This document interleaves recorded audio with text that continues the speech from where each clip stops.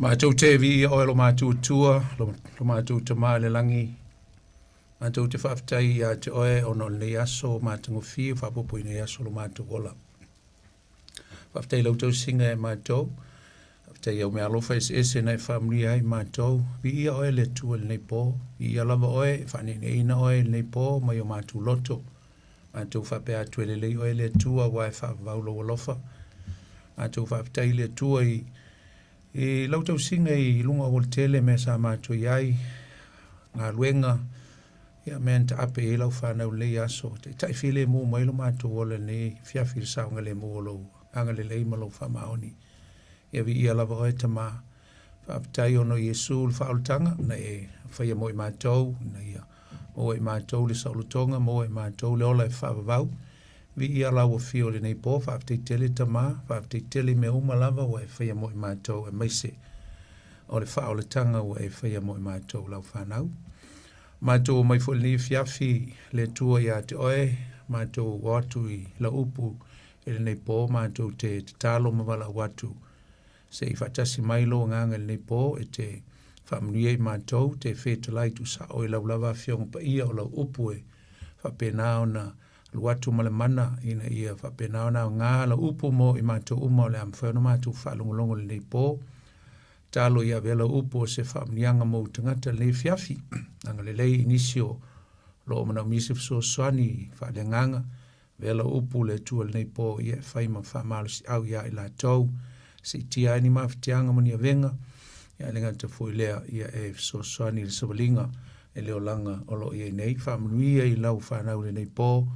E ala I lau o whionga pa ia, whao umai fo ia te au le au auna, ia uma fo ila ngā luenga le nei whiawhi lo mātou te mā, ia tu maupe ia te oelewi inga, o le whaamanu, mo le whaanitanga, ia mai le whaatau waa ia I mātou, whaamanu ia I au tangata le nei pō, o le a mātou mafuta, e ala I lava I lau upu whaawina. Ia vi ia oe Yesu lo mātou lii, mo lo mātou whaola, whaafitai tele, whaafitai te mā, whaafitai nganga pa ia. Ameni. Ia whatalo whatu fo I le pa ia le silasi o si o tātou tunu pele sa mo le nei fo I whiawhi le nei fo I pō mwhaiona whaamanoina ma umai le tua tātou te mafuta ai tātou po klame masani neo tutu le upenga I le loto ia song fuate I tasi I le tāle walu ia leo fua mai I luso I fuam so mātou wola ia mwhai fo on tātou whiloa I mafuta le tātou po klame masani whatalo whatu ai ma le nganga whaloalo e le ia maulunga si o tātua tunu pele sa moa I ona tupu fo I mauna ia le ngata fo lea o tātou mātua mātutua e maisela fo ia o auna le tua mautou fo le tua o lo tāpoi mai so stovine o lo mwhai ona mafuta mai li whiawhi ma tāpoi mai mwha longolongo mai le tātou Paul Klame e le neipo ia whatalo whatu ia tu tau lau whenga luenga ia le tua whatalo whatu I nai o tātou uso fo mtu whawhine o lo whaiona whafonga mai tonu o whalpui pui e fo inisio lo I tonu mauta ngase le nei po le whangaloina o tau ia tatalo I nei anga le atu le tua maua le whamalo longa le tua e so soni atu I nei fo I vai tau a ui ai whainta o le soifuanga whatalo whalau whainga luenga le nei po nisio ngā lulue tonu o whainga luenga lunga o voltele tonu o mauta malao po whelama se meu e ngalue ai ni whiawhi e whatalofa atu ia te o ni whiawhi swafo Yesu. Whatalofa I le lolo sa mo lo ta apel ni foila langi lo tatu ia so se tunu o lo whaiona whaafonga mai le tatu por klame nei tu le upenga le loto. Whatalofa atu ia te utou ni whiawhi swafo Yesu ma lo le sa ili malo. Anga le tua o iei fo ina tunu o lo au mawai. Whaamanuia le tua ia utou mo utou ainga I le ngata foilea I o tiute mga luenga o lo whenga ia I le aso ma le aso.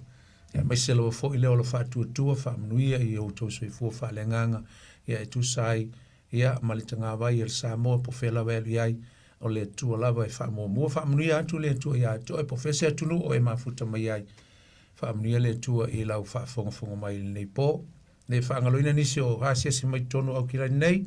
Atalofa ia tu tau pe fa yo asiasi mai fo yo noni maftanga fontanga I kalisio ainga ia ngata fo leo ni fale lave o le so I fuanga tatu te ia e fatalofa atu ia tu tau li swafo Yesu tatu li malo tātou whaola. Ia, po i fo i se si o le teimi mo nei to a whaafonga mwhalongolongo mai e Paul Clamel nei, ia whatalofa whaaptoa i a toe, o le tutua lau penga i le loto, ia o le tātou Paul Clamel whalenganga i pōsung fuata i tasi, a whai o lo teimi mo nei whatalofa whaaptoa i a toe, i le nei e fiafi.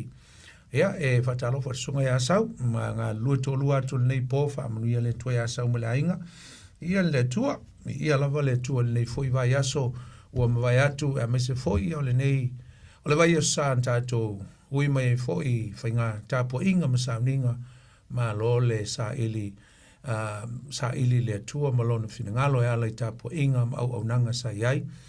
Ia o le nei foi aso, ia maua foi ti munga o le nei aso ai whaftai le tua i ti munga, whaftai le tua i so stau, wa whamunianga me umai a mai le tua mo i tātou. Ia lofa le tua ma sanga whaamanuia e le tātou tunupe le sa mo i fo inisio mafuta mai sa mo si o tātou tunu whata lofa atu i atu tau e le swafo i su le tātou li imo le tātou whaola.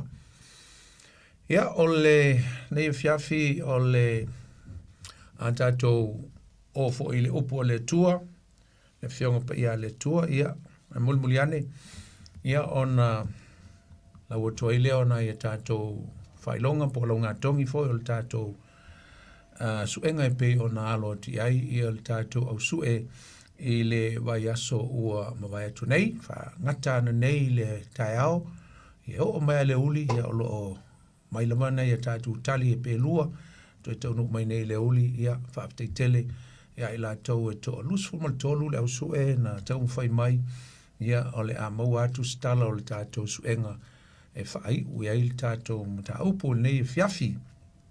Ia e te loa la e whaafonga e tātou mta upu nei po.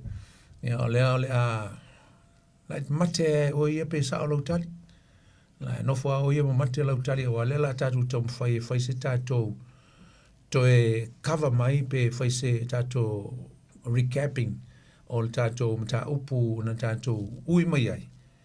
Wa e le tasi tinana wala watu e fia su e awa ngalo ya te ia me o le tātou mta upu pe mwhaiona to e ta watu a tātou upu e lima me wapena alona winga ia mese ana i tangata matutua ona i tangata matutua pe ona whailo atu e fia su e ia aile mwhaiona la tō la sia li tūlanga o le mwhaintus tusi ia zona ponga i le iloa whaile computer ia te whai pe alin ta maiti ana tusi au tali tu i tamaiti ia le omi ana omi tamanga ia luatu le mea luatu le ia au tali ia e salo mo sistemi ia e whapena ona waile mwhaiona e whaalau atu ani au tali ia te au ilungo le telefoni e le tala whengai mo le tātou suenga mana ia lava le watu tusi atu ia ona whaile iai masailiri ai po ai e ole a wha manu ia ina e las taimi mulmuliane i o le a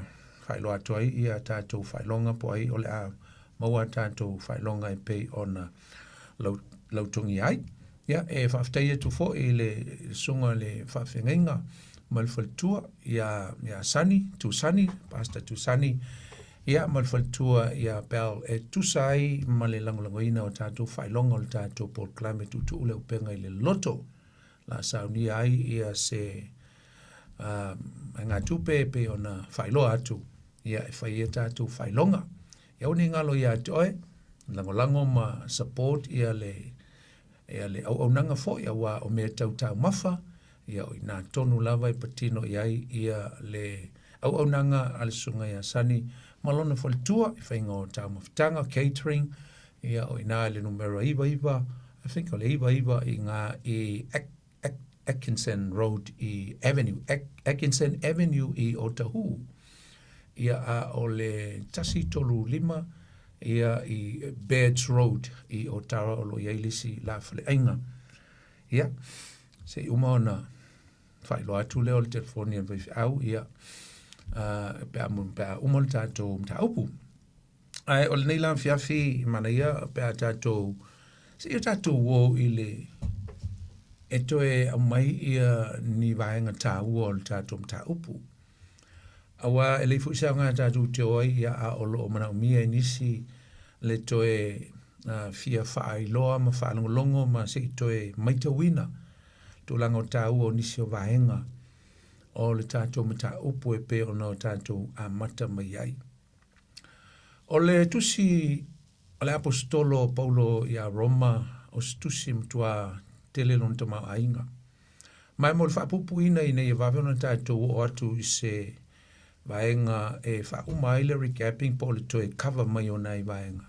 Tātou te o sa o lava e le tūlanga o le o plas tātou whailiwina po le afo i se tūlanga o le autū, po le sini autū o le tusi atoa Roma, le ana tātou talanoa, ia o le ana wha autū ia le apostolo Paulo, ia lana tusi atoa ia Roma, le ase sini autū, le ase purpose o le tusi le apostolo na ave i le kalesia Roma.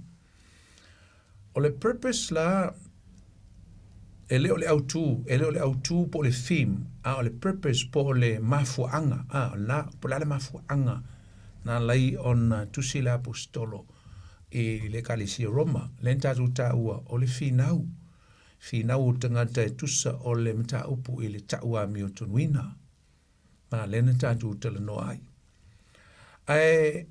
O le tali e le apostolo, e tali atu fo ele le stulanga vapea, e te tahu ono tau talia hina le tala le lei. Whaalongo i le tala le lei, o lo i ele mana o le atua. Tala le lei e ke riso Yesu. Ono tau mawaile o le whatua tua. Wai tupu le whatua tua i le whalongo. A o tau whatua tua la ia Yesu. Na paula leo la wala e tawa mi o tonuina i o tau. Ia. Tātou kawaina lea o le tūlanga i le history mtūlanga o nai backgrounds o le tusi Roma mtūlanga. Ia le taimi foi lea na ia le tūlai maltangata o Kalautio po le emperor Kalautio, le taimi o Kalautio le whātasi le 5 whā. A le tausanga 5 lua na ia expel lai penga ia tutuli e se ai tangata i uteia mai tutonu o Roma. Ai tūlai mai ia Nero i le 5 whā. 5 whā lava lea na tangata waleina ai ia amine le tangata waleina ana wha o nai alona tōlua le tina o le ilea o Nero ia le noti e lo Kalautio ai tūlai mai lo Nero le tama le lo mtua ia ma avea lo ia ma kaisa ia po o empire roa o malo Roma ia na tue whaatanga lola ia le Nero o tangata i uteia e mwhaiona tue o mai tu tonu o Roma toi fa fola tseni ma toi amata le soi fulero leolanga sa iai soi fuanga sa olai il tau sanga 5 ono le 5 fitu i le 5 balu te se tau sanga o tau sanga i elu ese manatu o skola o se tau sanga lea na tusi a ele apostolo Paulo la na tusi la le Roma ma tui na atu loa ese tasi o tina sa iai mua i na saua il expel le na saua il tutulinga le tutuli Kalautio ia ma saua ianga i Coronito ale la o te fia foi lom tua e te fia failon sit seni loe la apostolo Paulo la alu fipe e tu lo ela na tusi ia pole tau sanga e 5 fitu tia ia maalu e lo fipe ma avel tusi tau nu lo tusi o tau ria la o nei tau sanga la iti na vai pe lu tau sanga vai ia ai alu watu lo Paulo e le avatuina o pango ta foi na avatu i Roma le tia ono se fulu Vatu ai Paulo i le vaa, ia matau nua to e lo Paulo i tono Roma, au tu lai mai lava le tangata le o Nero. Ia o nisi nao tali o le tātou suenga.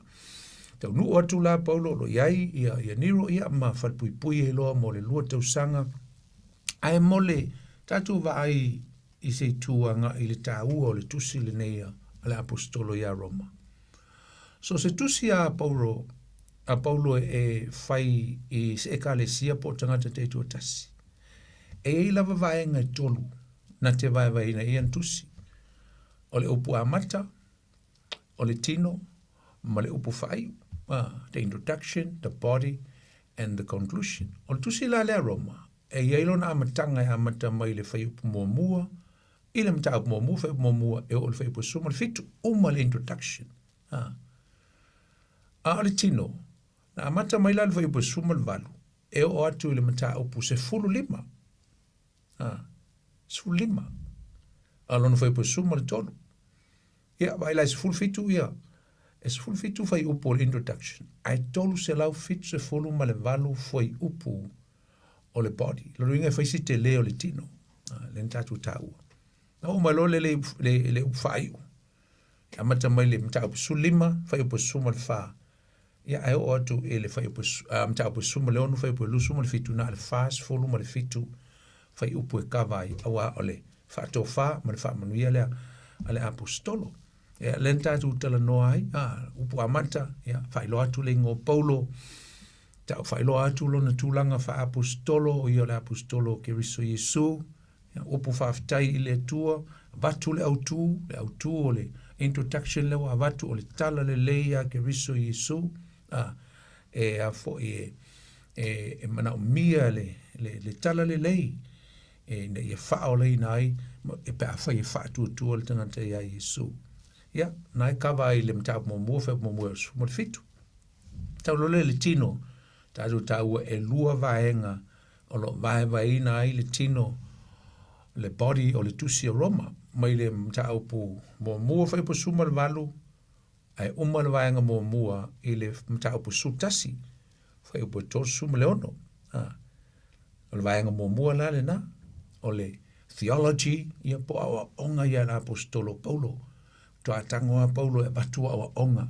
e tari e le fisili le winga le tau a miotonuina awa otu Paulo le tau a miotonuina o tau i le na o le faa tua ina ua faa longo i le tala lei ia ma le vaenga lua la le body o le tino amata mai le mta upu se fulu lua fai upu momua e o le mta upu sulu lima fai upu sulu tolu ia na uma lole o le body a le vaenga la kawai ia mta upu na pe lua ma le afa o le vaenga e fai tala noa atu ai Paulo pe fa pe fela o na olai pe fa pe fe ona sava vali ma olai i se o langa suia se o langa fou fa fowina ina ua whaalongo i le tala le leile ua umana ia o onga ia ua umana ia watu.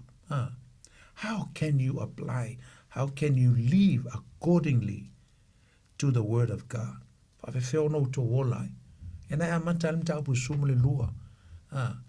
Le o langa tu inatu le tino. Tau langa ola pa ia maali. Suia o tau. Ala i le suia o tau manatu mo tau mawhau. And do not be conformed to the world. Awane i o tau wola e pei o a mionga la langi winga. Tala noa Paulo ina e seo langa pa ia, seo langa sanctification. Nao Paulo ina e tau atu. Whai wa e mawal tala lei ma wa e talia Yesu lo whatutua. Ma tau a mio tonu ina ai oe. E mana o mia lo wola i seo langa sui. Leo langa pa ia. Leo langa fau. Leo langa whelua inga. It's a transformed life. Leo langa ua toi fuata ina. Reform. Toi fau mea uma. Ia. Ona uma e leo le tino. A lea lao le taimile nei. O lea tātou ti tala noa i le vaenga muli mulia. Tui tia tātou uma. I le vaenga muli mulia. O le vaenga mua la leo le tino.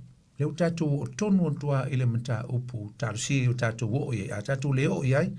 Tātou te amata i le vaiaso lea. Amata tu mta upu iwa. Se fulu. I marasultasi. Vaenga i e tolu. Mta upu i tolu. O lea tātou tili i kavanga. E kawa e wha umalele iai le vaenga mua. O le tino. O le body. Ia na fitoa tātou la atua i lo lea. I le mele ana umana mwhaitu nei ia. Ile how do you live fa fe feona e olai ile tala le leile ua e mawaina ia male u fai u nai fai u ai nta pus fulima fai pus mal fa po le conclusion le ia o le famnuia male fa to fala apostolo Paulo ia ma to famnatu atu ia lana watu so all about his farewell benediction and say goodbye and conclude e fa uma lola tu si ya Roma e fa penala tu si uma me ka epistolo ale apostolo tolu ani vaenga vai iai, o le whatalofa, ia o le tino, ia ai whapena foile, lona whai unga. Ai uilea, e ai si vaenga o lo iei tutonu e mana o mia le loa pēta antou. E vaenga tā ua e mwhiona whamala malama, tūlanga o mea e mention pēta ua e Paulo tutonu o vaenga nei. O le ingoa, o le whaafitai, o le whaatofā, ia o le purpose po le mafuanga, ia le ngata ilea, ia o isi mea, tele mea e include e tutonu o vaenga ia.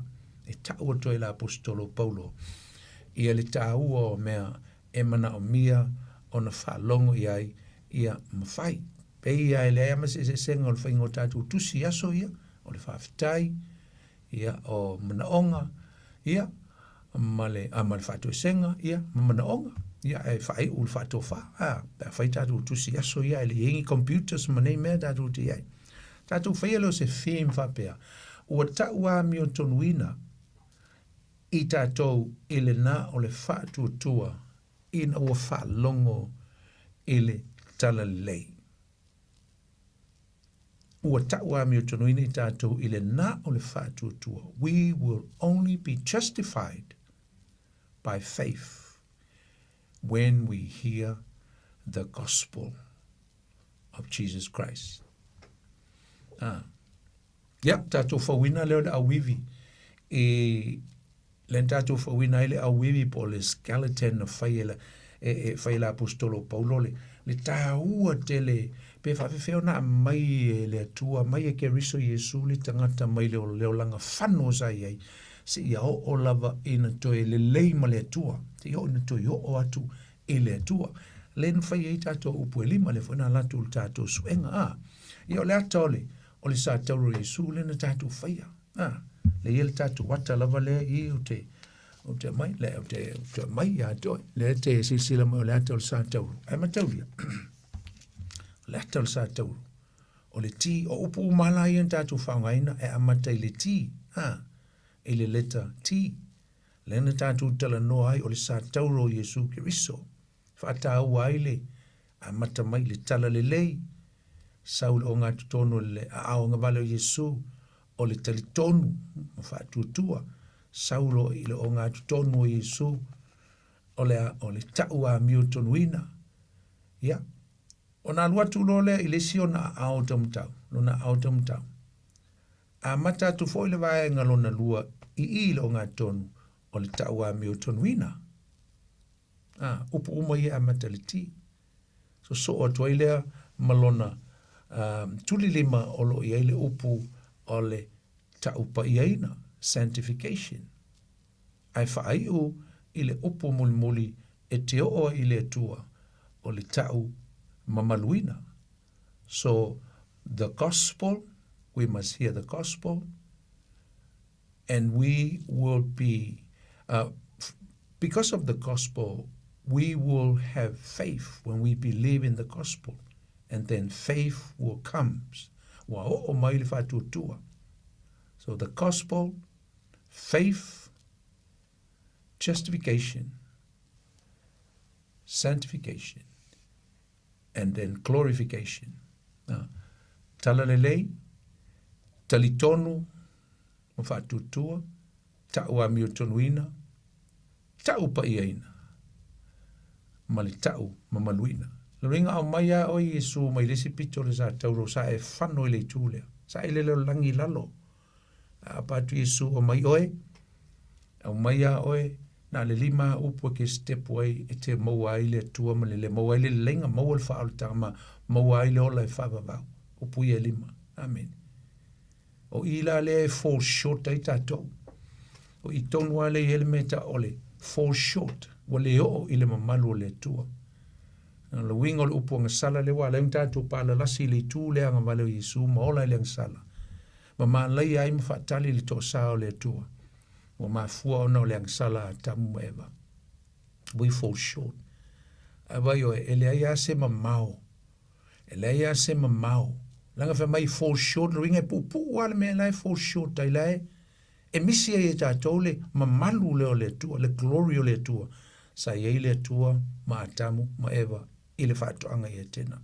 It's very short. Why? Ale lima upu.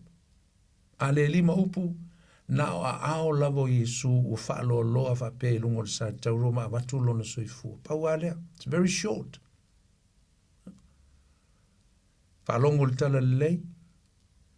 Talia le tala le lei le upo le tua. Tali tonu mwhatu tua. In faith.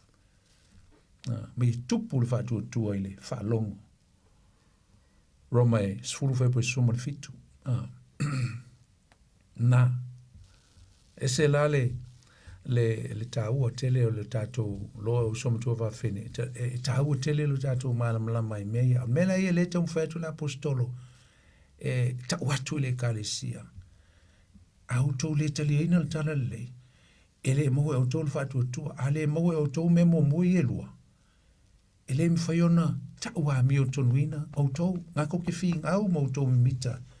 I o tau tula whono ma mea nai whamai ta ua mi o tonuina ai. Mai paulo le ai. Tu sa au tau mtangata uma. I o teia. I li liu ai fo i tangata nu ese. O te atu i aima, whai atu i aila na o inga mara, ripiuka atu ma, ta o te aile me tau nei ai, le ai ama sisi e sao, o tau, you are all condemned to wa, ta o salaina ma sa au ni uma o tau e ole. E pawale ole mea, whaoleina ai o tau, i le whaoleina o tau se lotu, po se ingo se lotu, po se whaifi au, po ai lava se tangata taua, po se malo, po se plestene, po se ingo se tangata, le ai sisi ingoa, na o le suafo Yesu ki o se te whatu tua iai. Ai a leile upu, ai a leile tala le. Ele mwhaina e la ngona ina le upu. Ma tupu ai le talitonu mai whatu tua iai Yesu. Na maua e lole o le tau a meo tonuina. That was Paul's argument. Nothing else. Not any effort of us. Le se ngā ruenga po se mea na whai e tātou.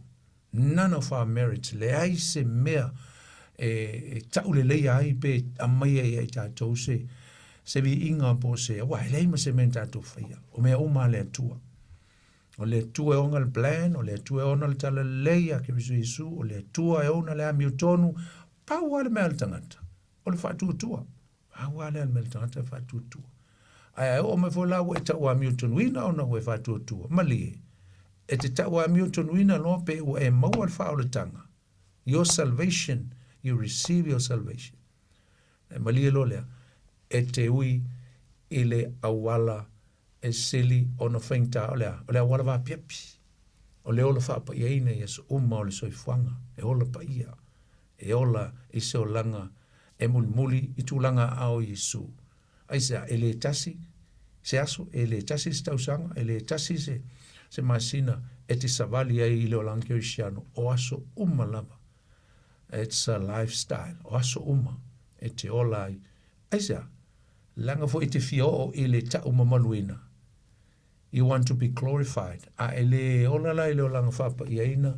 Ina ua e ta ua mi o tonuina. E mwhanga ta ua mi o tonuina oe. Ai te alu lava i se oli. E mwhanga o whai mai ua ta ua mi o tonuina ua o whaola ina. Au te alu lava i se oli. Au te alu lava i le afi e le mate. No inga e ola i leo langa whapa ia ina. Ola i leo langa mama. Ona fto a tau nuu lolea. E le mea o loo tātou fia. Tau nuu uma iai i le aso. O le sitianga. O le a glorify body. Glorify life. Ta uma maluina. Ua au mai e le atua le tino. Mamalu po le tino wha le langi. O inai a mata ai le glorification o le tangata. O vea e le tangata mo le malo o le tino le nai ulu fale e le tangata o le whanau o le atua i tonu o le malo o le atua e le awhete usanga o le me le niuma. Se la le tau tele o somtua whawhine o le tātou te o tāua i le tele o mau o lo o whamau nia mai ai me ia o te whai atuai ia ai na o umana o salolela to pe atuai na isi mau o le tala le lei le tātou tala no ai nai le roma mtapo mua whai po suluono ma le whai po sumo le fitu o tala le lei lava lea i le mana o lo le mana leo le atua e whaolaina pe o la il tangata o pulo na lua le tel tonu Roma se furu ve po sumo le fitu tupu le whātua i le whaalongo i le upo le tua. Sau le tātou upo lon tolu ta ua mi o tonuina na i le Roma 5 whai upo mamua. O le nei o ta ua mi o tonuina i tātou umai le whaatua. Na fo le Roma tolu whai upo lusu maleono ma ua ta ua mi o tonuina e ia le ua whaatua i a Yesu. Ia o isi upo e tu i tono le ta ua mi o tonuina upu whaoleina, wana fo i tono le tuspa ia, le upu whaoleina, le upu toe whanau, born again, Ioane tolu, fo i upu i tolu, ia, na, o le upu la wala le tau a miu tonuina a mata ai le lima tau matau o Yesu, ilona sa tau. E mwhai ono tātou waba ai i le Efeso e lua vai upu e balu e o le iba. A whamai o le alofa tū noa wa, o le alofa tū noa wa whao leina ai tātou i le whātua tua. E le mai a te utau fo i lea, a o le ua fua ina fua mai e le tua. Le alofa tū noa wa whao leina ai, we are saved, we are justified through faith. O tau i le whātua tua. E le mai a te utau rā le mea lea, e le whao leina o tau ono se mento whaia. A le mena fua i fua mai e le tua. E ala ia ke riso Yesu. Sau le upu tau pa iaina, oka tumu le upu nā tau pa iaina tolo tau pu valu. Le tatu ta noa i le vaso le te nei tau pu valu. Mata mal fai mua mua le nei ua le ai se fasala. Le se fasala. Ie o ia ke riso Yesu. Oe e le sava vali. Ringo kaka lai hola. A wale to e ola se o langa fasala. Wola i lo langa pa ia. Mai wale to e sava vali i la le tino. Ai la le nganga. Ai fia malam lama le la le tino. Tango le fai tauli kaltia e lima. Ngā luenga le tino. O le muli lua, o le mataua, o le onanga, oka, nai tumua i ngā i le kalatia na, le stemi tātou teo i ai. Fia malam lama e le meta o le sava vali i le tino po o le flesh, walk in the flesh. Compare le tango le whatustusa me luanga i le kalatia e lima. O le ola i le tino, ma le ola i le nganga. Ola i le nganga, nai e imfo i me, nai tau mai o fua le nganga. Mea nei ai. E al fai po sfulu fo i le mroma nai valu. Ai a fai ua i to tonu i ate o toke riso, wa oti le tino, ona o le angsala, means you are no longer living under the power of sin. Ai fai mai ai ua ola le nganga, ona o le ami o tonu. Fai po sumar fa a wa o i lato uma ua, ta hina le nganga, o fa nau i lato o le tua. Nta upu lava le valu. Aya. Ia tātou wawa. Ai fo ila le mta upu suma le lua o suma le lima. Oka. Lena uta uana nei. O le au ngani le ala apostolo Paulo. Ia o tau wola i seo langa mama. Tu atu o tu tino i le atua. E fai mata au langa ola e pa ia e maa lie. Ia so uma. E le ngā le tasi laso. E le ngā au le asa. Au aso uma. Oka. La tulole le tau maluina. O le tele fo ia o fai upu. Mta upu o lo ia ina. E mata mai mta upu tolu fai pulu suma le tolu. O lo ta ua ai le upu. Glory. Glory. Fall short of the glory. Mai waka sala tanga ta umalava. Mafuanga na. O le mele o tupu le au tau nga vale o Yesu. Ile tele o tangata i e fiola mai lalo ile ang sala. Ai sea fall short. Fa mai awa wanga sala tangata uma. Ua le o ai ila tau. Ile mamalu. O le upu saa moe taunga i ai ngā tusu saa moe. O le mamalu. Pe a fua le glory le tuspa i fa Britannia. Fall short of the glory of God. Mwhainta tu o vesea le upu na. O te pole mwhanka ko o vesea. Ili isi sea whai na isa. Nanga tau mana malama le le ile context ile au tu. Ma le winga lo loto o upu. E te tauna wha ngai malama le. Ma o lo loto ai le loto. Ma le nganga o le tangata. Fall short ile mamalu le tua. Tuli a tauma ewa. Tuli a se mai le mamalu le tua. Mea ngaka o le fall short. Wai fafo. E te tauno tātou tu e maua le mamalu lea. Neng tātou tana noa le sa tauro Yesu. Ma upu e lima. O mea na e te tauna ui e le tangata. Ele whainta e whaingofi, e alang whainta. Ona o la lava e fia masua malie le loto o le tangata i tu ina naunga o le lalolangi. Ai lis whainta. Lis whainta. Whamai le roma e valu alono vai po e lusu ma le iwa. Tōrus fulu le lava tātou te le opu ta mamaluina.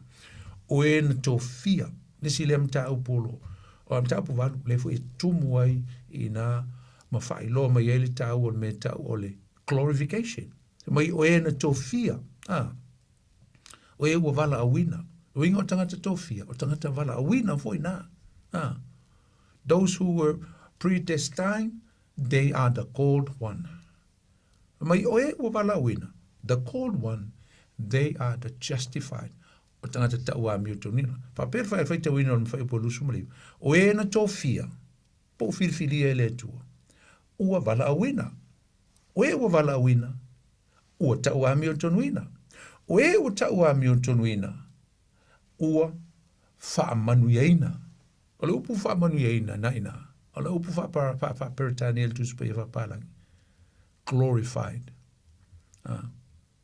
O e ua tau a miuto nuina. Ua tau mamaluina. No winga e ta ua ina ale. O ngai misi ngale pa ia. Ai lese me tape pole le tau pa ia ina isa. Whenever mai o e tau a miuto nuina. Ua tau mamaluina. Aisa. Ele o au mai ina la apostolo Paulo le sanctification. Lenga o tangata ua filfilia ma tangata ua tu eseina ele atua. Ola ila tau a miuto nuina. O tangata te tau na ola i seolanga. Mama seolanga pa ia. No inga o ila tau a miuto nuina. Currency wa mauti noa. Te tau na mauti noa ila tau o tangata ua filfilia. O ila tau tau no la tau maua. Le glorification. Le tau mamaluina. So the predestined are called. The called are justified. The justified are glorified. Pe ai silsila I lautus pa ia Britania. Ya, ia le tua. Ia le valanta tu tala noa usum tu va fine. O le tino wa vaelu ina ni vaenga se lua. Le tatu tala noa. O le vaenga mua. O lo ia ni vaenga se fa. O le vaenga e fa. Le na utala noa I fo I vaso yuntu atu. O le fafita hauli. Lua. O le fofo o le fafita hauli. Tolu. O le fasa o lo toina mai ina ua o mai le fofo I le tangata. Fasa o loto ele tua. Set free and liberate us when the remedy got into us. Wa o mai le fofo ma ua. Au ngā le fofo le tua. I le fafita hauli. O le fofo o Yesu. Le ntaru talo o Yesu. Yesu le fofo. Jesus was the solution. He was the remedy that he provide so that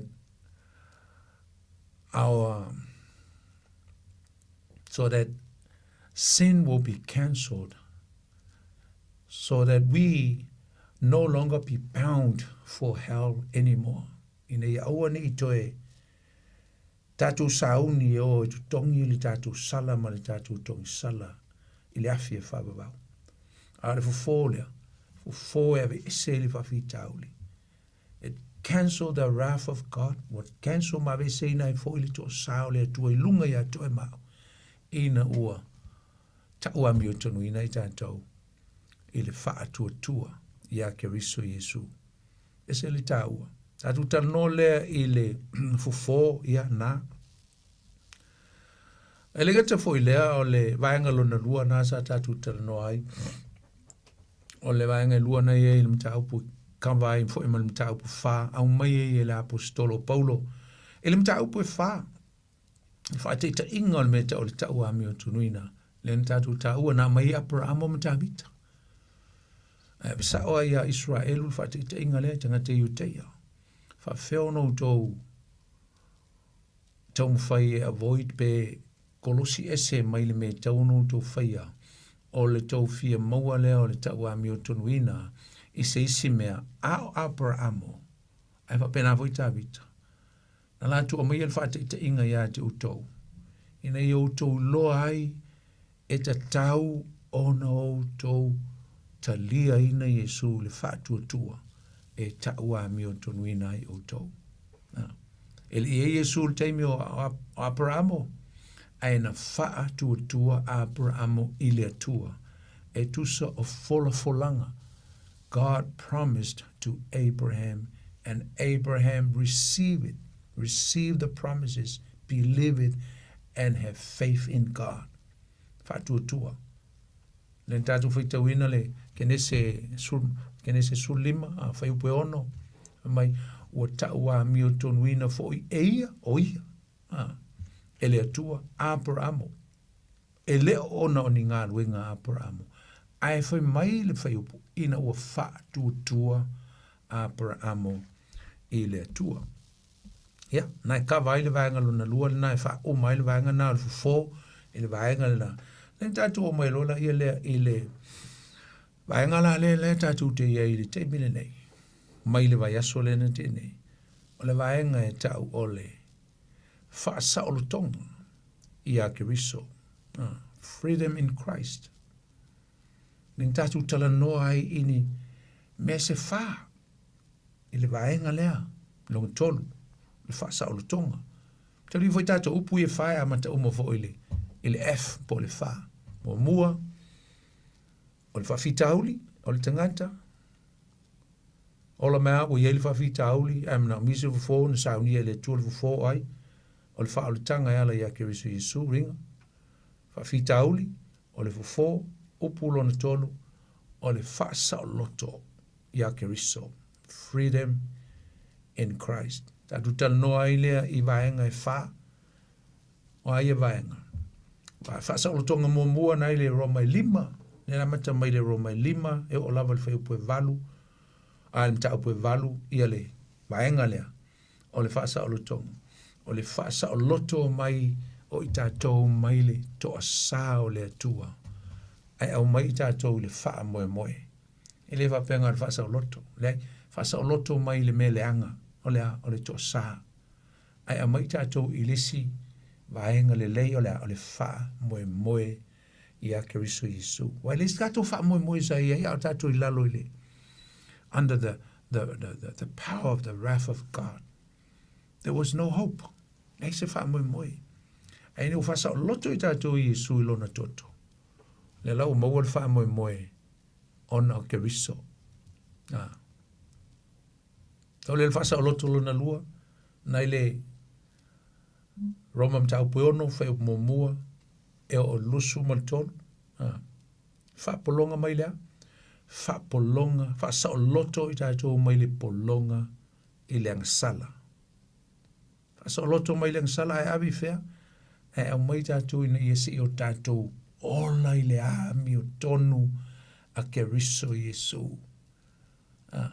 Ele avea le ami o tonu o le tua isi tangata o lai ola i le angsala. Se longa e sala mō whatua tua, ngā lua li tala le lei whatua tua, au mai oe, tau ami o tonu ina oe, lale me o tupu, ua whaasa o loto ina mai oe mau, mai le polonga. We will be set free from the bondage of sin and bring us across so that we may able to live under the righteousness of God. Ola ile ami o tonu a keriso Yesu. Amen. Freedom from sin to righteousness. Tau le fasa o tonga lon tolu, fasa o loto mai le tu la fono. Fasa o loto mai le tu la fono. Ya, nei me ai. Me se ale specific lava i tangata iutaia, le vaenga le.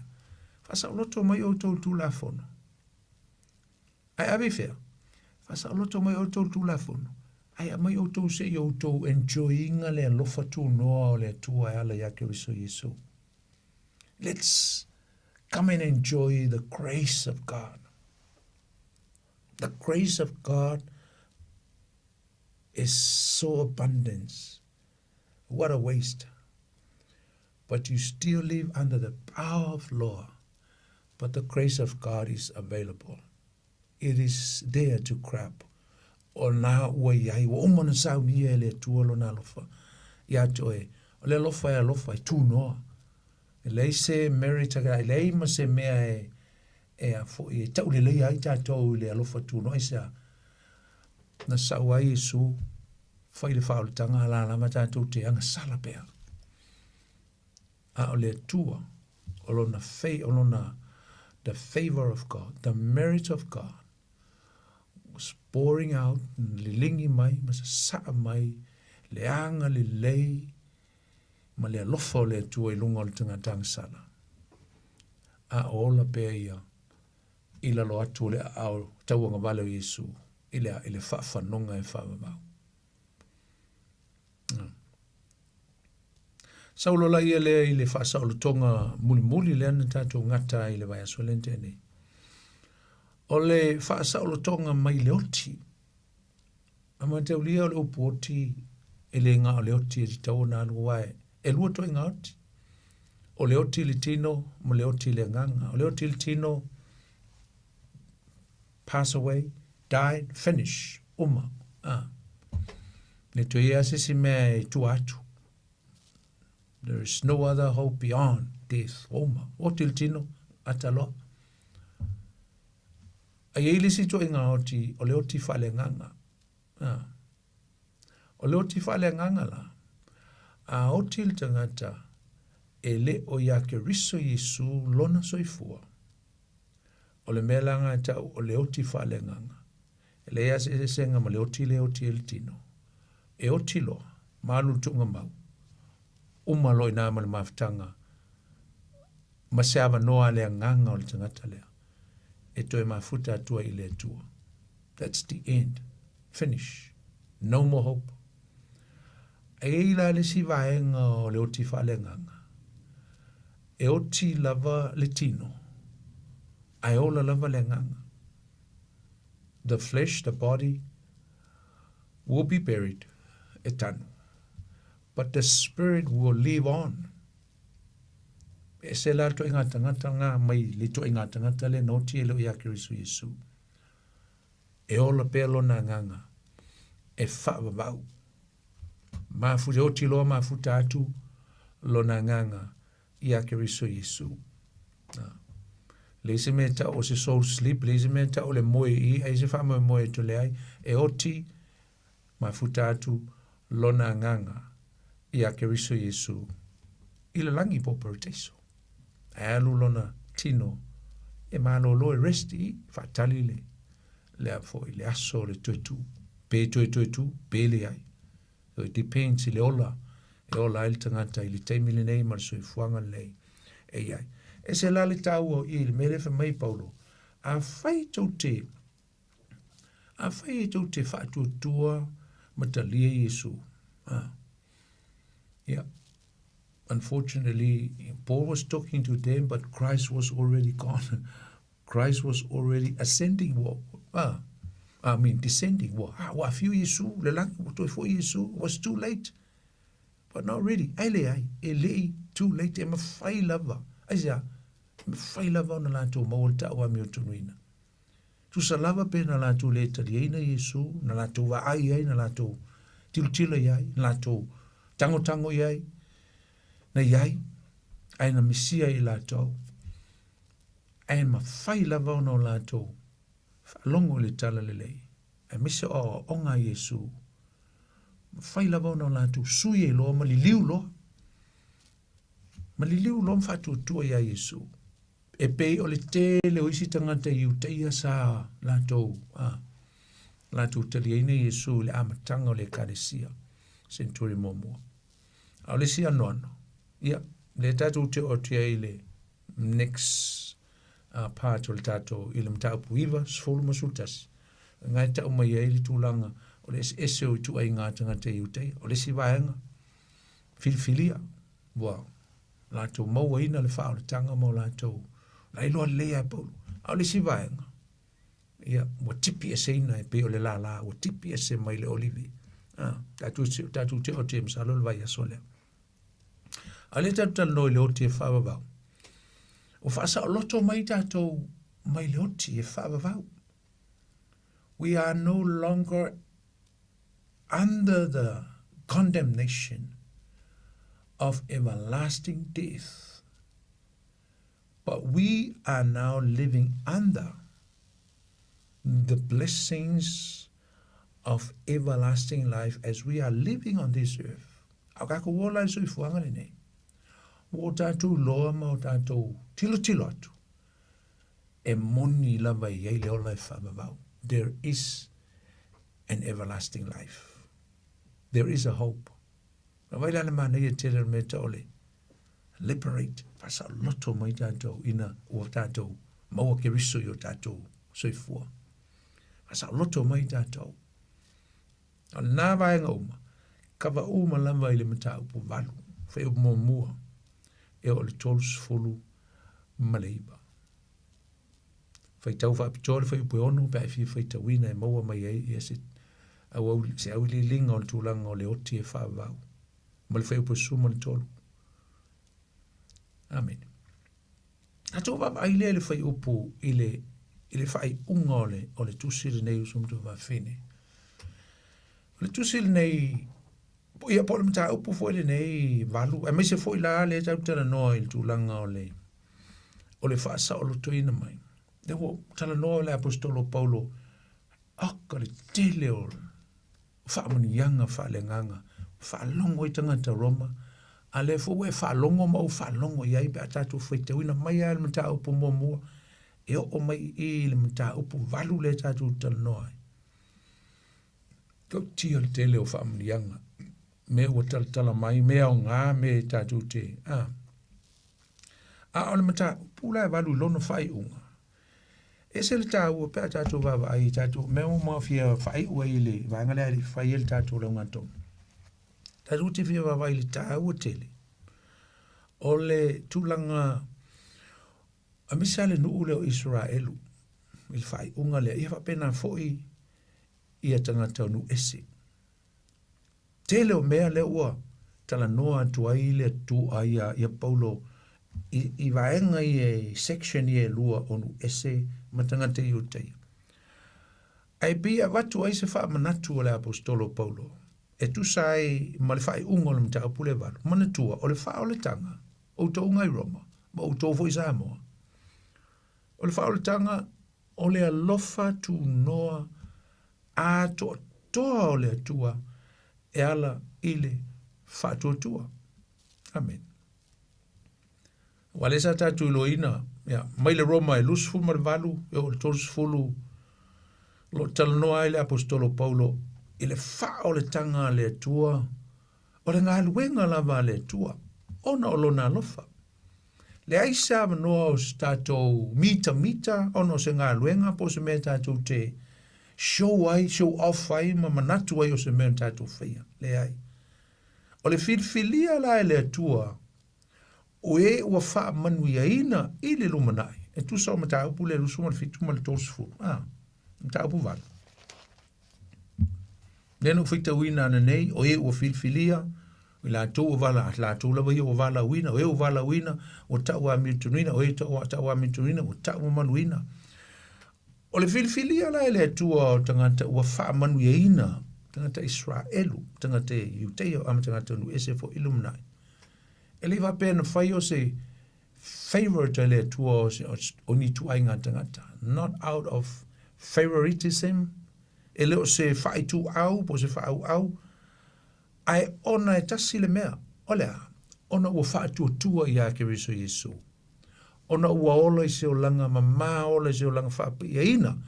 Ina ua wha tua i a Keriso Jesu. So it is all about Christ-like. Ola e pe ona soifua Jesu i lona soifua a o iei le tino nei. O inga a tātou wola e pe o Keriso. Ona tau mamaluina i leo i tātou. Nā te aveina i tātou e whaile le lenga malona tama.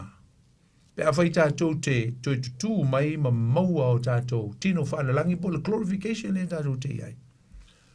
Ona o tātou lolea, o le tāua tele, o le ola i le taimile nei. Life now will determine your future life. O le ola le taimile nei, e loa ai le taun unga ma le mea taun nui ai, ia le tangata i lona soifua i le lumanai. Na o le wha tua ia Yesu le taimile nei, e mawhai o na wha o le inai oe ma. Mai paulo le ngā luenga, e whaalo na whai po suma le lua i upu nei whapea. E lea i lava se tasi o iai le ola. E lea i fo i se ingoa i lalo le langi, ma le lalo langi. E wha o leina ai i tātou. Lea i sisi.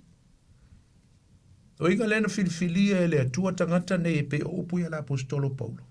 Predestined, call out, they are called one, wa walawina i lantou, e le ona o ni a lantou me le leina whai.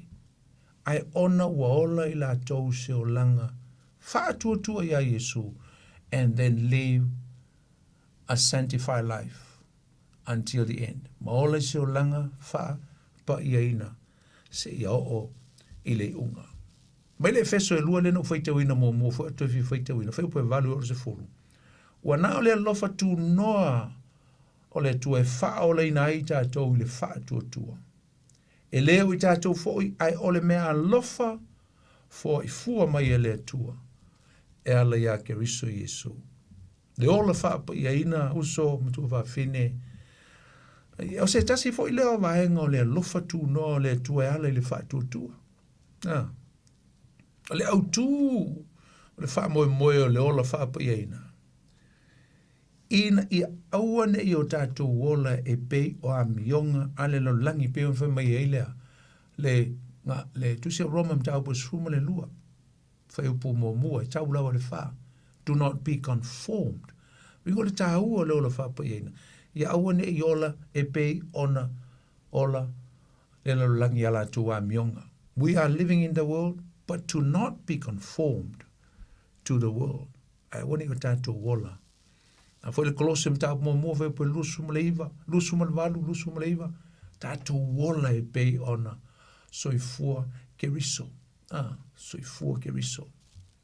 Mo le kornito mta po suma tasi foi mo na foi famai la apostolo Paulo famai a fata tai mai, famai fata tai mai. Imitate me as I imitate Christ. I o tau faa o mai ia tau. E wha pei ona o wha o ia Keriso Yesu. Lea ngani lea la apostolo Paulo tanganta le kalesi kornito. Whamaya, live like how I live. Because I live like how Christ live. Whamai, wha o mai le to inga ona le uteola i sel maa ngai o ngā ko inga whapunga. Ngā Paulo mwhinga tala noa mai upu whapenga. E whai fon tātou whaia. Whai fon tātou whaia nā upu. Lea. Fai in tanganta o lo ola i se o langa le pa ia. Faa o mai ia tau. A wa o a ule o te faa o a o ia Keriso Yesu. Imitate me as I imitate Christ. Ai o ke fai sanga ka e faa o mai au e pa fai ke lo ngai pa a le o langa. Fai ai. Inga we mauti no ngai ki ola i se o langa. Mana ia. Not too perfect, but, you know, for a decent life. Le o langa matango fi lumo le tua. Le sisi ato to e lumo le tua. Ai se le tau o tele uso mtua whawhine. Ai ei lani fesili se lima o lo iei tutonu o. Te ope whape lima i fesili na iei. E mana umia le tali. Mana umia le tali. Whai ungol mtau pule valu ese le mana ia. Ese le taua. Fesili mana umia le tali e tangata Kirishano. Tali e tangata Samoa. Whamai le fesili mua. If God is with us, who can be against us? Whamai a au le tua mai tātou. O ai se mwhai anu wha sanga tau mai ai tātou. Ia. Nai manino mai tono lawhai upu tātou maftanga le fiafi. O le tua masatani always have that conflict. E eile fete na inga. I le mauwhatasi. Never associate le ngango le tua ma le ngango satani. O le visiri e Paulo, a whai au le tua ma oe. A whai au le tua ma au. Oi se se wasang tau mai tātou. O lo leia Paulo. O le atua le tatu te ua una iei. O le atua, e na te sila fiaina mea uma e le ngata o le past, o le taimili nei, ma le lumanai. O le atua na te vala uina le tangata, predestined, na te filifilia le tangata a ola. Ola i le olanga mama, ola i le olanga matau i le atua. O ia na te taua mi o tonu ina le tangata, ola na mi o tonu. O ia fo ina te tau mamaluina le tangata. O le tau pa ina, o le mea le tua, a o le choice ngā tātou pe tātou te olai. O le tua na te filfilia mai au mai nei whaamunianga, a mai la nami o tonu mo i tātou, au mai lo na mamalu mo tā ua, le tā te shortai, le tā te fall shortai. O le fesili mo oe ma au le whiawhi nei. A whai au le atua ma oe. O ai se tasi ma whai ona whaasanga tau i atoe. Amen. Ale e le whai upuna le a mai e le mta upu le valu. O le nei se asa tato upu, nei mea. A whai wa au mai tātou le atua, o ai se e whaasanga tau mai i tātou. O ia lava sana le whaasawina lo na alo. Uana tu ina mai, o ia e suia i tātou malama. E le fo i fua mai, le si le visiti. E le fo i fua mai e ia i ati i tātou mea o malama whaatasi mai ia i sea. Le si le visiti le whai upanga so ai. Mai, e le fo ina fua mai e ia i tātou mea o malama whaatasi mai ia i sea. O le mea le tupu te le lau Christiano. E le trustinga le tua e tusa malana foa i mauna manuia. E whape whiona mauti noa, masana whai start off si, e whape whiona mauti noa e le tangata whātua tua. O le tua le au nei ai. O le tua na te meetinga o na te whaafeilua ina o na mana onga uma. I taimi uma e ta talo atua i le whātua i le atua. E te tauna tātou mauti noa usum tu whawhine pe awai o oema o stangata whātua i a Jesu Keriso, ma tau a mi o tonuina. E te tauna tātou mauti noa ina le lei. O le atua le tātou te au nei, o le atua i eilo na mana sili ese. The God that we serve is a God that has a supreme power. O se tua e matua matautia. E sili ese lo na lofa, ma lo na anga le lei. A le fai mai le sili. Ka kuke fai mai o tātou tangata ta ua miutu ni mwa tu tua e mai. O ai lava se na te whaasawina ia. O ai se lava se na te whaasawina lo na lava alo. O le tua lea. Na te rei whaasawina lo na alo e na ia foa i mai. A ua tuina mai o ia. Tuina mai e le tua o ia. E hala ia Jesu. Mai, e sui i tātou umalava. E mai leo le fisiri. E le foa i fua mai ea e ia te i tātou mea umalava whaatasi mai ia i sea. Le fisiri na. Lu iei i lo loto ma lo tangata ma lo mafofau. E le tūlanga a whai oe o le atari ima la fine o le tua. Trust God. Tali tonuina le tua i omana onga. A te talo atu e le tali mai nei, te talo mtu e te talo mtu e te talo.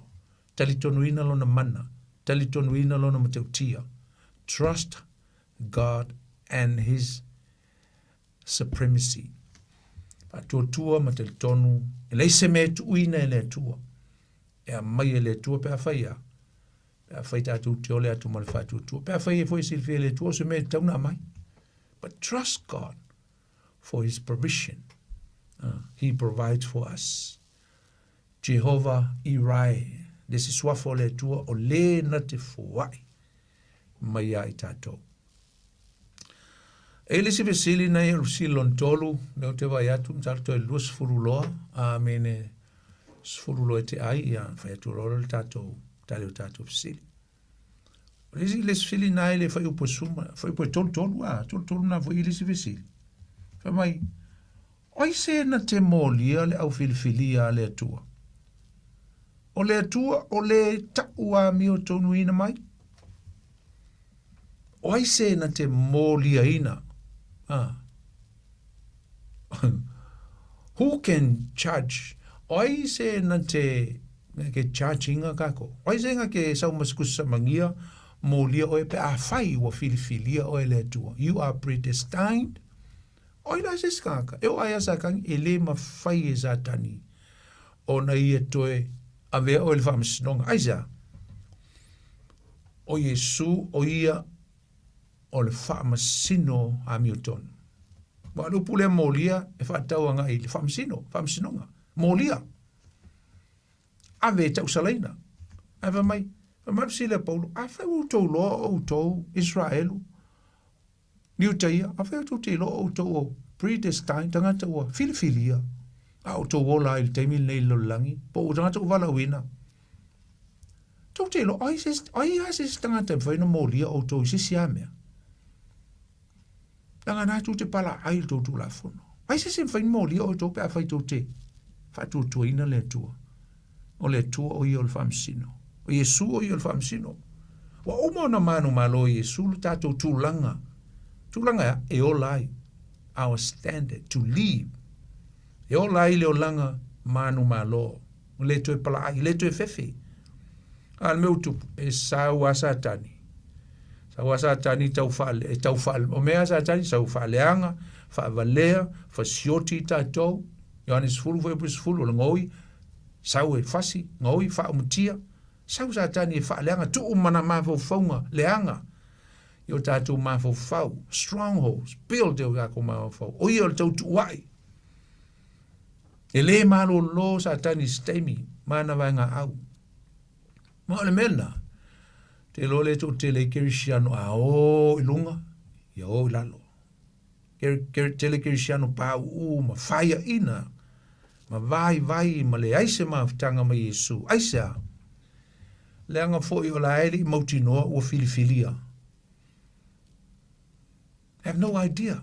Le i mauti noa, le mpale i loa, po o filifilia, po ke ola el ngi o langa o filifilia o mauti noa lo. Lo tofi le malo le tua. Ele i filifilia lava le tua. O lona o conscience na, o lona manatu le na.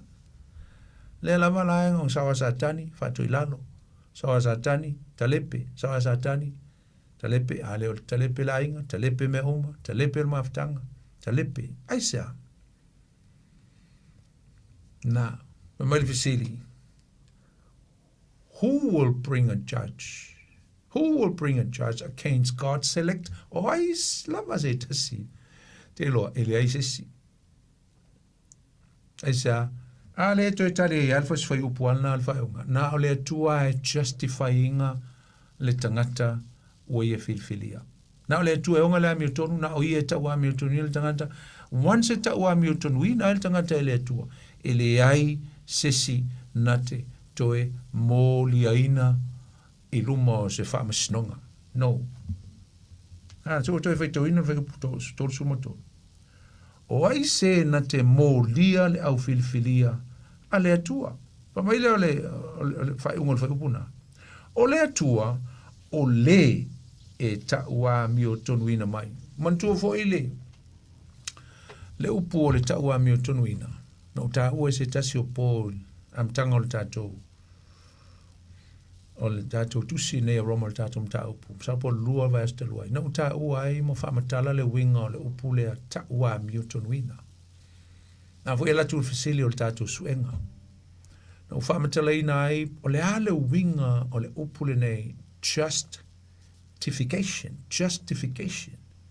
Tau a mi o tonuina. Ai whaalongo le upu. Ngai le upu o le justice ringa o le justice, o le whamsinonga. O le whamsinonga la lea. O le atua e whamsinonga.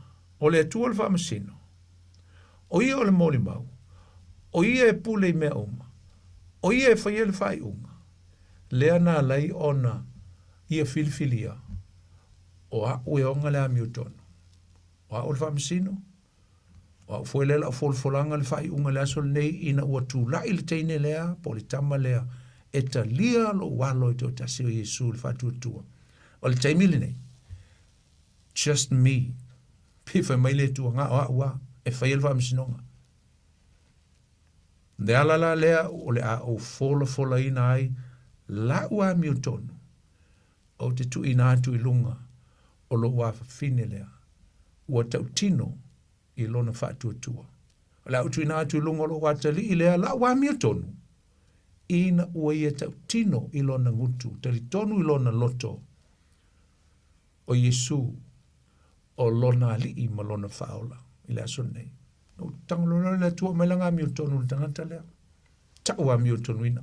A taua mi o tonu ina na le tangata e le atua.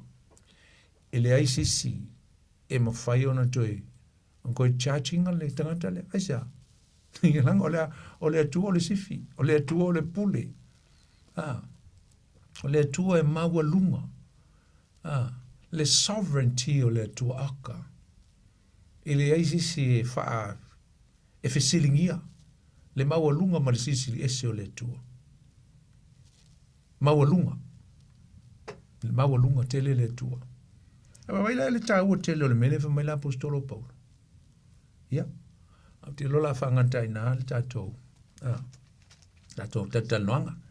Ia a mantua fo. Ia u wha uma le atu mei e le vaso lea. Ia lea, ia. Tātou saoa i le maenga munimuli o le wha munimuli o le wha munianga mo tangata uma. Na tau puiva, sultasi, i le vai o sofou. Ia, o le tātou suenga len fai, au te whaaftai atu i le ausofo i tu sai ma, e o malava na tōtau mwhai mai e le tātou suenga. O le tātou suenga la, e tō lusu ma le tōlu tangata na sue. E to lima tangata e sau ma ala to suenga. Se fulu fesili, se fulu foi me sao. Ma o ingola nei o tangata. A umana o wala awa tule le sunga ya sau.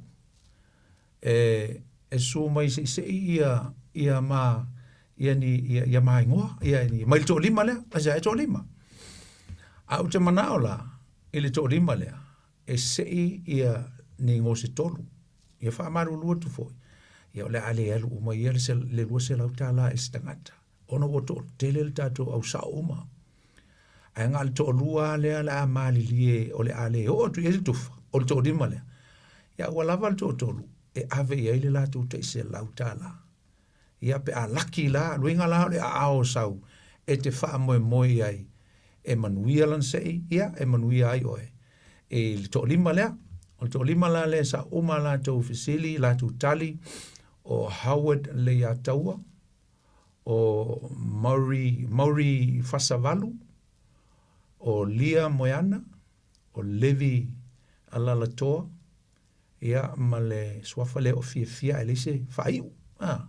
Suafa la ia o le i, ia, o le tatou tasil me se, ia o lanu whafoi, Blessi Vaitu, e lamasio, faulilo, ia, e au tai lua me se, manase leota, vai se tau lafo, e nesi, reise whaio, ia, lui fo e lori lalo, ia, e au tai tolu me se, ia, ole ale whaalaua atuoto, lango fai skelo me se, ia, male au tai wha, to tele ana wala watu, fia sue, fia a ua whapena ona, le loa wha ngā computer me whapena, ai fa malo fa tai ile to lima le ia ai leilo o wala watu sunga ya sau se suma sau fa mo le o i swafa ia ole a foile ia ona na a uma a fai ai moa ia ta lo sunga sau ia sau tu ni ngos tolu i va mo mole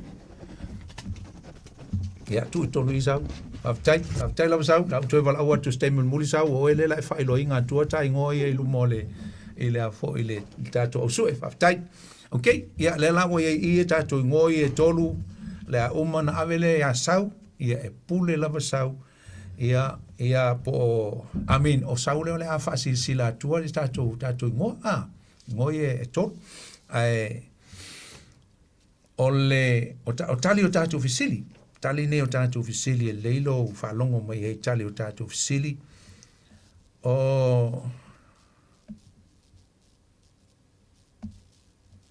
le tātou fisili mōmua, e whapea. O ile ingoa o le Empire Roa, o le malo o Roma, sa ia i le teimi na tusi ai, le tusi a Paulo i le kalisi e Roma. Kalautio le A, Augustino le lua, Nero le I, o le tali sao, o le Nero. Ia lonuinga la o le I, ia le tali mōmua. Tali lona lua, o le ala upo e tasi au fia ile manatu au tu po le fi mo le tusi a toa Paulo i le kalisi e Roma. Fatua tua, ta ua mi o tonuina, tala le lei, ia le tatu tala noa na nei, o le a. Ia o le tau a mio tonuina. Ringa la le e. Tolu, e fia vaenga ua vaina ia ili tusi a toa Paulo i a Roma e pei o isi ana tusi uma fa a epistolo. E le tatu ta ua nei, o le a e tolu. O vaenga lane e tolu, o le amatanga, tino, ma le upu whaiu. Ia, se fe mo le tatu teimi. Ia le ale whaala ua atua isi tali. Aua lena ta ua atua nei i le tatu mta upu. E tolu vaenga. O le amatanga, o le tino, ma le upu whaiu. O lona wingala, o le a le tel sao. E zaulo le tatu silon fa, o le malanga lona fia Paulo na ia tusi aila na tusi ia Roma, ai o fea foi na ia tusi ai nai.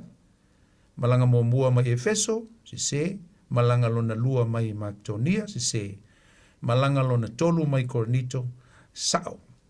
Silon lima, o aina la tō whatuina le ekalesia i Roma, e tusa o manatu o le auskola. Mai le a, tangata e Peru, na fo i atu mai Jerusalema e le tausa maanga o le Paseka, se, tangata e Peru na fo i mai Jerusalema i na ua oma le tausa maanga o le Whale Apitanga, se, tangata e Peru na fo i mai Jerusalema i na ua oma le tausa maanga o le Pentekoso i tausanga ti a tolu, ia whamaise o ti a tolu lua, ai nae, la tul tātou talina tel sao, ia o le ti a tolu, ia loringa o le I le tel sao. O le silo nono, o le ale wha solonga sao o upu e lima o le awivi o le awa onga a Paulo e le tusia Roma.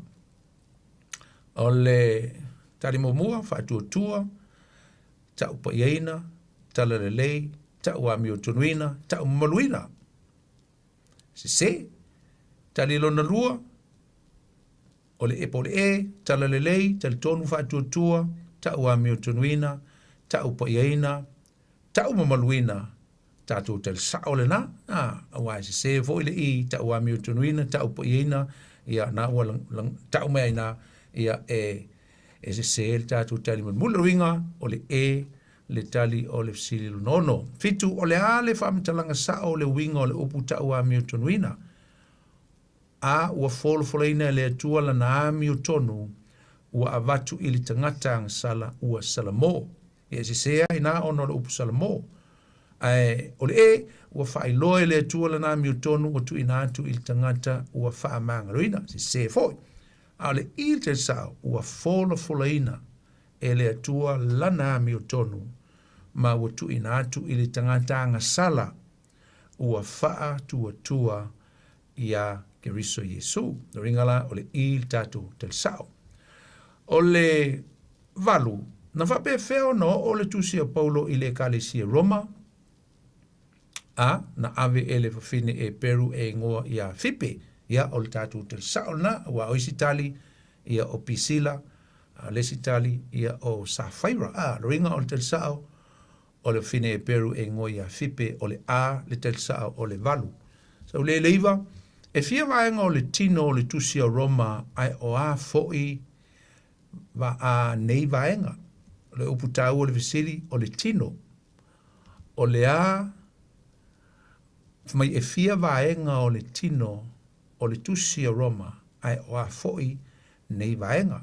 Mai le a e lua o le mta upsi sili fa le tua ia male upu faiu ia se tolu o ale e tolu o le amatanga tino male upu faiu ia se a o le tali mulmuli fa mai e lua o le mta upsi sili fa le tua male awala e failoa tuai pe fa pe fea ona ola ai e mta upu ua uma ona whalongo iai lo nuinga la o le i le tātou te sao e le fisiri lo naiva ia ma le tātou fisiri mulmuli o a upu mai le tusi a Roma na suia ai ma tini lutelu ina ua ia i loa ina le whaalinga mai le atua o le a e tupu le whaatua tua i le tau longolongo e se e o te le mai le tala le leia ke riso Yesu.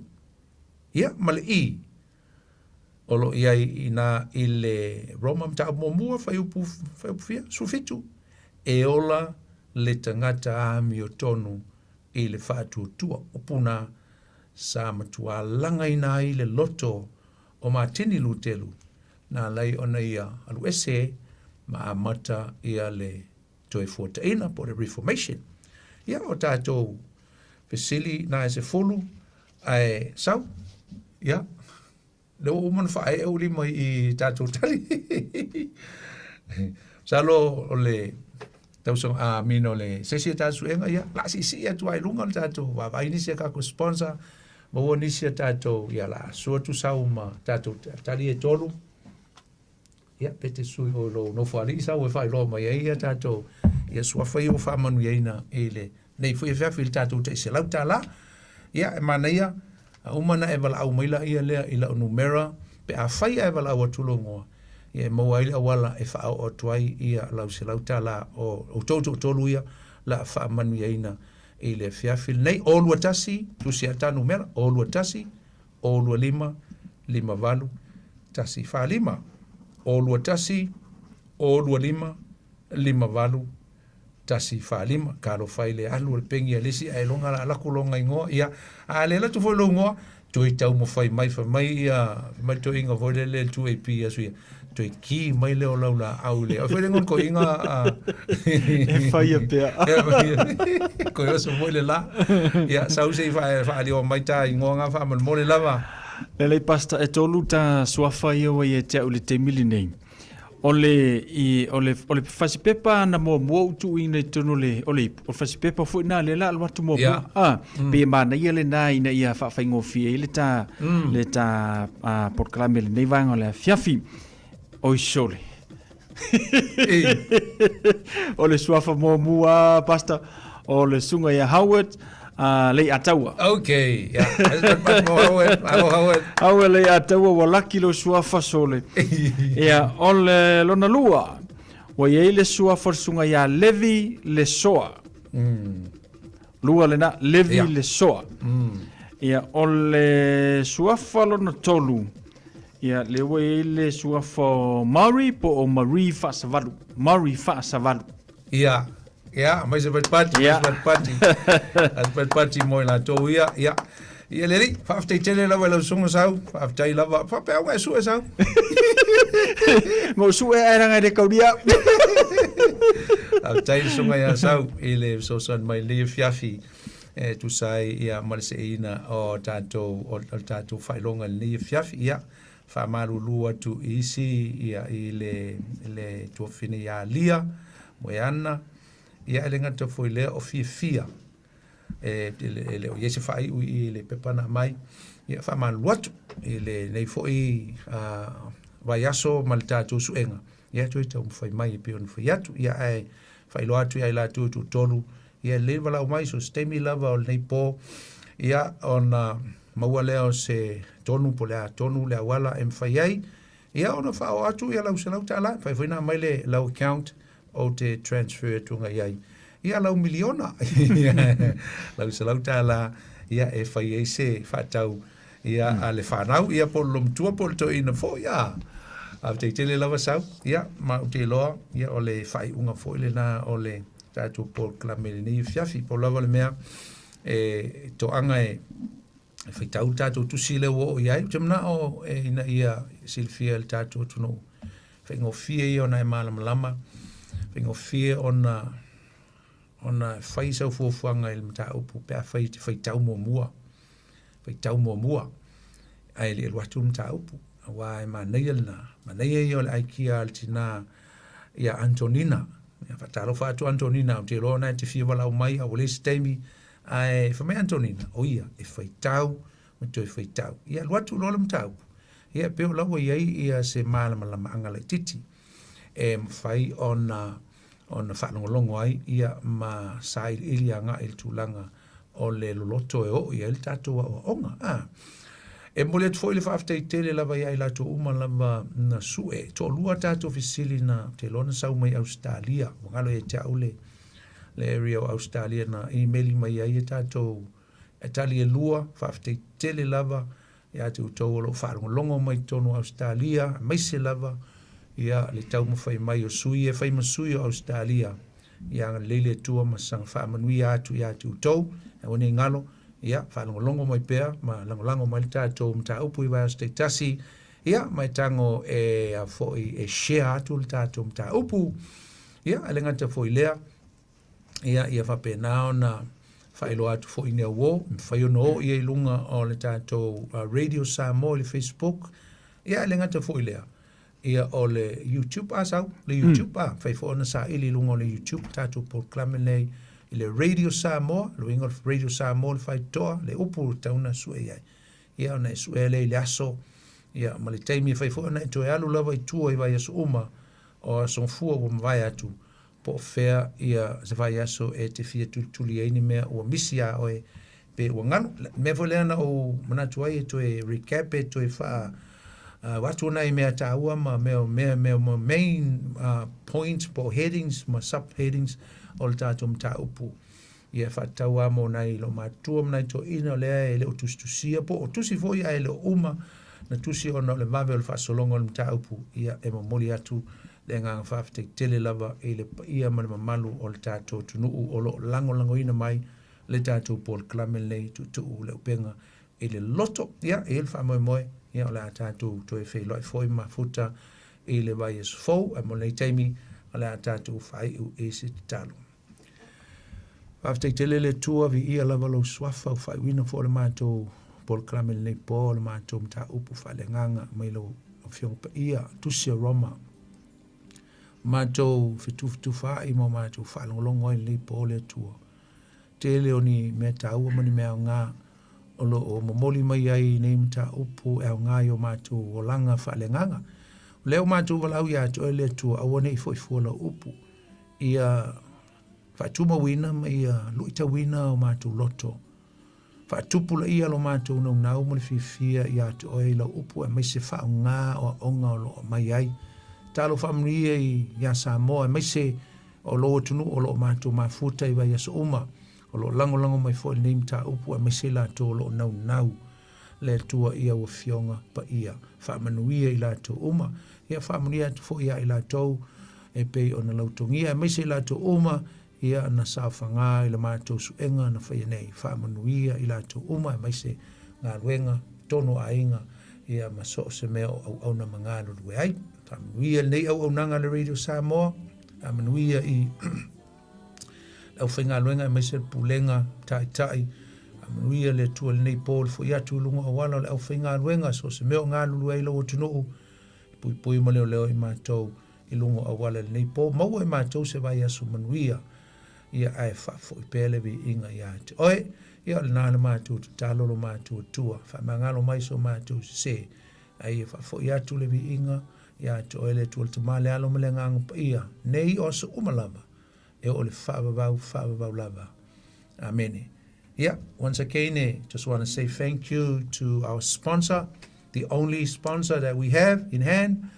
Let's sung al whawhengainga ia Pastor Tusani, Tusani ia malfaltua ia pēl, e tusai ma le langolangoina o le tātou Portlame ala, i le whaatinoina o tātou whailonga tupe, whaamanuia le tua, i le au-aunanga, ia ai maise foi, ia o le tūlanga o mea uma ma le servants ina o le atunu ma malo le atunu ia nga lei le atua ma faamanui atu le atua ia te outou ia a o le telefoni lea a le sunga ia sani ia pe a fai o iei saupeni ia te mana mia ia se auaunanga i lea fo'i vaenga o le olua fitu lua ono iwa o lua tasi so ta watu o lua fitu lua ono iwa o lua tasi pe a iei ni whaalawelave iei ni me tupu i tono se o ainga recommend atu tatu o nanga le matango fia o le servants ale o le service ale sunga ia sani man fantua